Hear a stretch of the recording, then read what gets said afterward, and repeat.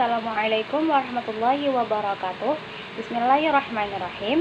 Di sini saya akan menjawab untuk soal final tes usul fikih. Sebelumnya, perkenalkan, nama saya Ananda Putri dengan NIM 210103040048, mahasiswa UIN Antasari Banjarmasin, program studi psikologi Islam lokal A angkatan 21. Soal yang pertama yaitu apa saja fungsi hadis terhadap Al-Quran, serta jelaskan contohnya masing-masing. Jawabannya, ada 4 fungsi hadis terhadap Al-Quran yang perlu kita pahami. Yang pertama, bayan at-takrir. Bayan at-takrir yang berarti memperkuat isi dari Al-Quran. Sebagai contoh, hadis yang diriwayatkan oleh Bukhari dan Muslim terkait perintah berwudu, yakni Rasulullah SAW bersabda, tidak diterima sholat seseorang yang berhadas sampai ia berwudu. Hadis riwayat Bukhari dan Abu Hurairah. Hadis tersebut mentakrir dari surah Al-Maidah ayat 6 yang berbunyi, hai orang-orang yang beriman, apabila kamu hendak mengerjakan sholat, maka basuhlah muka dan tanganmu sampai siku, dan sapulah kepalamu dan basuh kakimu sampai dengan kedua mata kaki. Quran surah Al-Maidah ayat 6. Dan yang kedua, bayan at-tafsir. Bayan at-tafsir yang berarti memberikan tafsiran terhadap isi Al-Quran yang masih bersifat umum, serta memberikan batasan-batasan pada ayat-ayat yang bersifat mutlak. Contoh hadis sebagai bayat at-tafsir adalah penjelasan Nabi Muhammad mengenai hukum pencurian. Rasulullah didatangi seseorang yang membawa pencuri, maka beliau memotong tangan pencuri tersebut dari pergelangan tangan. Hadis tersebut menafsirkan surah Al-Maidah ayat 38. Laki-laki yang mencuri dan perempuan yang mencuri, potonglah tangan keduanya sebagai pembalasan bagi apa yang mereka kerjakan dan sebagai siksaan dari Allah. Quran surah Al-Maidah ayat 38. Dalam Al-Quran, Allah memerintahkan hukuman bagi seorang pencuri dengan memotong tangannya. Ayat ini masih bersifat umum. Kemudian Nabi Muhammad memberikan batasan bahwa yang dipotong dari pergelangan tangannya saja. Dan yang ketiga, bayan at-tashri'. Bayan at-tashri' ialah sebagai pemberi kepastian hukum atau ajaran-ajaran Islam yang tidak dijelaskan dalam Al-Quran. Biasanya, Al-Quran hanya menerangkan pokok-pokoknya saja.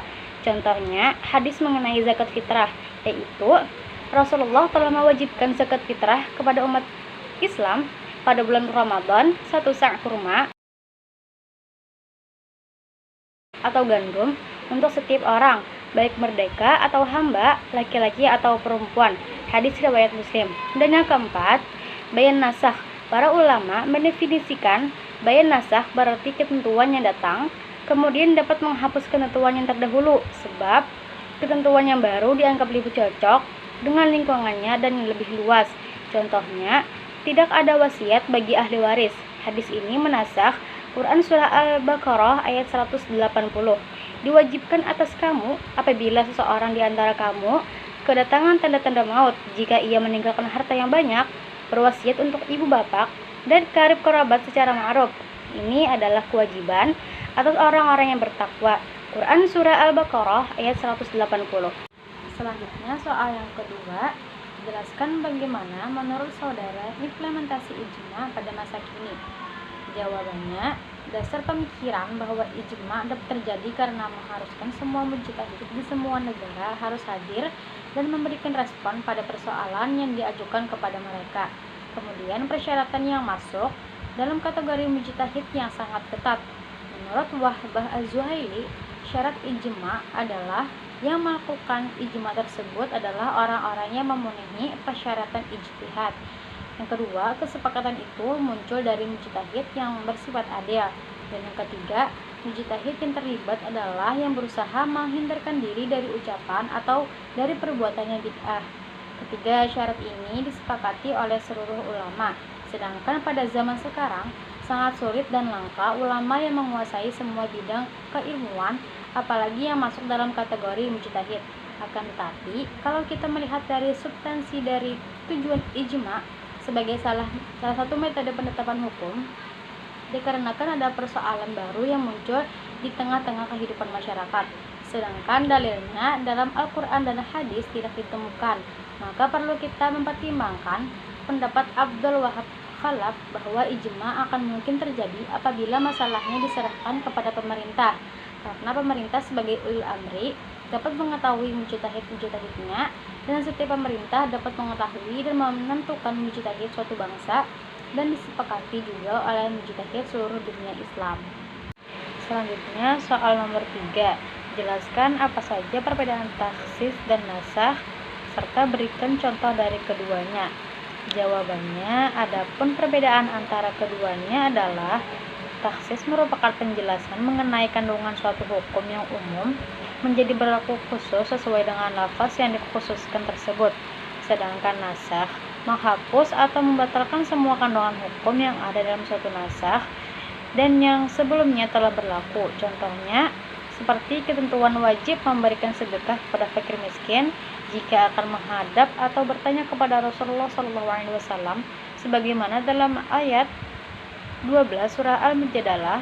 Setelah situasi berubah karena banyak sahabat yang sebetulnya perlu bertanya kepada beliau, tetapi karena tidak mempunyai dana untuk bersedekah, lalu tidak jadi menghadap atau bertanya, lalu turunlah ayat 13 surah Al-Mujadalah yang menghapus kewajiban bersedekah tersebut, yang diganti dengan ketentuan baru, yaitu boleh saja menghadap atau bertanya kepada beliau walau tidak bersedekah lebih dahulu. Jadi ketentuan ayat 12 surah Al-Mujadalah itu sudah tidak berlaku lagi setelah datangnya ketentuan baru dari ayat 13 surah Al-Mujadalah yang menghapuskan ketentuannya. Nomor 4, jelaskan perbedaan antara qiyas, istihsan, dan maslahah mursalah. Jawabannya, perbedaan istihsan dengan qiyas adalah qiyas menyamakan kasus yang belum ada ketentuan hukumnya berdasarkan nas atau ijma dengan kasus yang sudah ada ketetapan hukumnya berdasarkan nas atau ijma. Di sini terdapat dua kasus yang dapat dihubungkan dengan ilat. Istihsan adalah berpindah dari kasus yang didasarkan pada dalil kepada kasus lain berdasarkan dalil yang lebih kuat, seperti berpindah dari nas umum atau qiyas kepada nas khusus, atau pada qiyas khafi karena adanya kemaslahatan yang hendak direalisasikan atau mafsadah kerusakan yang ingin dihindarkan. Persamaan antara keduanya adalah sama-sama didasarkan pada dalil. Selanjutnya soal yang terakhir, jelaskan bagaimana pendapat saudara tentang pentingnya ilmu ushul fikih dalam menghadapi kemajuan zaman.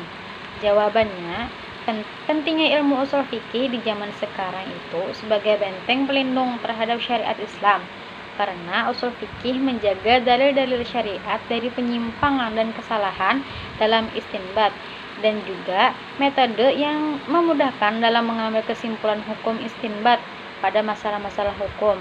Mungkin itu saja yang dapat saya sampaikan. Salah khilaf mohon maaf. Akhirul kalam. Wassalamualaikum warahmatullahi wabarakatuh.